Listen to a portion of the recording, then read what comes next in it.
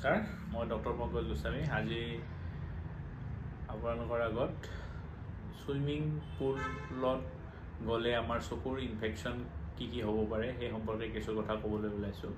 এতিয়া যথেষ্ট গৰম পৰিছে। গৰমত মানুহে বহুতে সুইমিং কৰে বা সুইমিঙৰ লগতে কেতিয়াবা ধৰক পুখুৰীৰ পানীটো গা ধুৱে।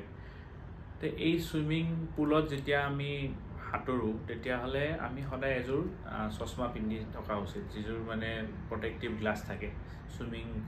সুইমিং কষ্টিউমৰ লগত এযোৰ ছানগ্লাছো দিয়ে সুইমিঙৰ কাৰণে। সেই ছানগ্লাছযোৰ পিন্ধা উচিত, কাৰণ কিয় দেখা গৈছে যে সুইমিং পুলত বহুতো ল'ৰা ছোৱালীৰ এই কনজাংটিভাইটিছ বেমাৰটো হৈছে। সুইমিং পুলত কি হয়, এই একেখিনি পানীয়ে বহুত মানুহে ইউজ কৰে। বহুত মানুহে ইউজ কৰাৰ ফলত এজনৰ যদি কিবা কাৰণত চকুৰ ইনফেকশ্যন হয় তেতিয়াহ'লে সেই ইনফেকশ্যনটো বেলেগ এজনৰ তাতে সহজতে বিয়পে।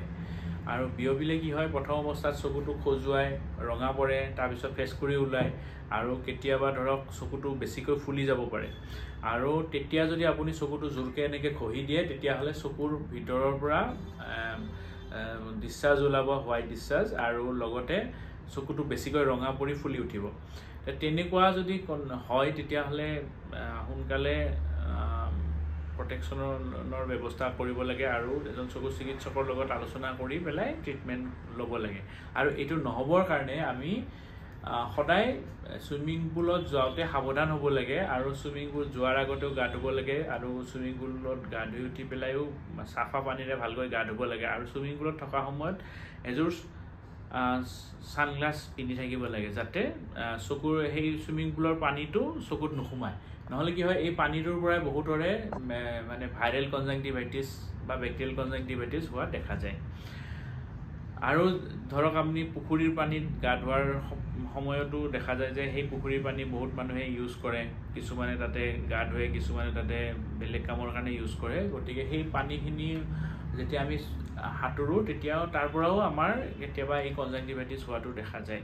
গতিকে আমি সদায় সাৱধান হ'ব লাগে আৰু যিমান পাৰি তেনেকুৱা ঠাইত বেছিকৈ সাঁতুৰিব যাব নালাগে।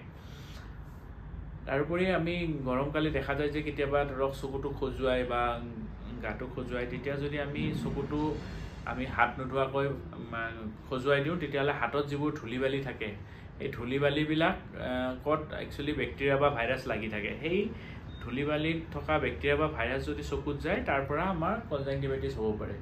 গতিকে তেনেকুৱা নহ'বৰ কাৰণে আমি সদায় বাহিৰৰ পৰা আহি হাত মুখ ভালকৈ ধুই ল'ব লাগে, আৰু তাৰপিছত চকুত ভালকৈ পানী মাৰিব লাগে।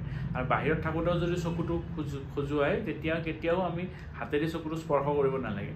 আমি ওচৰতে থকা ধৰক এঠাইত য'ত হাত ধুব পাৰে তেনেকুৱা জেগাত গৈ হাতখন ভালকৈ ধুই চকুত পানী মাৰিলে তেতিয়াহ'লে এই বিপদৰ পৰা আমি হাত সাৰি থাকিব পাৰোঁ।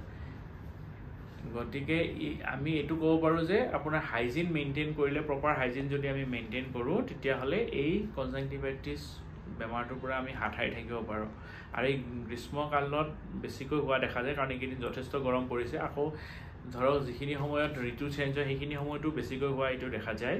গতিকে আমি সেইটো নহ'বৰ কাৰণে আমাৰ ল'ৰা ছোৱালীহঁতেও যদি চুইমিং পুলত যায় তেতিয়াহ'লে লগত এযোৰ চশমা দি পঠিয়াব লাগে, আৰু তেওঁলোকক হাত ধোৱা প্ৰেক্টিছটো কৰাব লাগে। কাৰণ বাহিৰৰ পৰা অহাৰ পিছতে বহুতো ল'ৰা ছোৱালীয়ে হাত নোধোৱাকৈ চকুটো চুই দিয়ে, তেতিয়া এইটো বেছিকৈ হয়। গতিকে চাবোন দি ভালকৈ হাত ধুলে আৰু লগতে যদি চকুটো ভালকৈ ধুই দিয়ে তেতিয়াহ'লে এই কনজাংটিভাইটিছ নহ'ব। আৰু তাৰোপৰি যদি বাহিৰত যোৱা ড্ৰেছযোৰ খুলি পেলাই নতুন ড্ৰেছ পিন্ধে তেতিয়াহ'লেও এই ইনফেকশ্যনটো নহ'ব। আৰু এই কনজাংটিভাইটিছ বেমাৰটো এজনৰ হ'লে আনজনৰো হ'ব পাৰে। সেয়েহে ধৰক আপোনাৰ কনজাংটিভাইটিছ হৈছে বা চকুটো ৰঙা পৰিছে বা ফেচকুৰি ওলাইছে, তেতিয়াহ'লে আপুনি আপোনাৰ কাপোৰখিনি বেলেগকৈ থ'ব লাগে, আৰু বেলেগ এজনৰ লগত মানে হেণ্ডশ্বেক কৰিব নালাগে বা বেলেগ এজনৰ লগত একেলগে থাকিব নালাগে, একে কাপোৰ ইউজ কৰিব নালাগে। নহ'লে এইটো সুচৰে এজনৰ পৰা আনজনৰ তাতে যাব পাৰে। আৰু ধৰক আপুনি ঘৰত একে টেপ ব্যৱহাৰ কৰিব নালাগে। ধৰক এটা টেপ ব্যৱহাৰ কৰাৰ পিছত আন এজন মানুহে সেইটো টেপ ব্যৱহাৰ কৰিব আহিলে সাধাৰণতে সেই টেপটো ভালকৈ ধুই মেলিহে ব্যৱহাৰ কৰিব লাগে, নহ'লে সেই এজনৰ পৰা আনজনলৈকে এই কনজাংটিভাইটিছ বেমাৰটো যায়। গতিকে আহক আমি সকলোৱে এইখিনি সাৱধানতা মানি চলোঁ আৰু ছুইমিং পুলৰ পৰা হ'ব পৰা কনজাংটিভাইটিছৰ পৰা নিজকে আঁতৰাই ৰাখোঁ। ধন্যবাদ।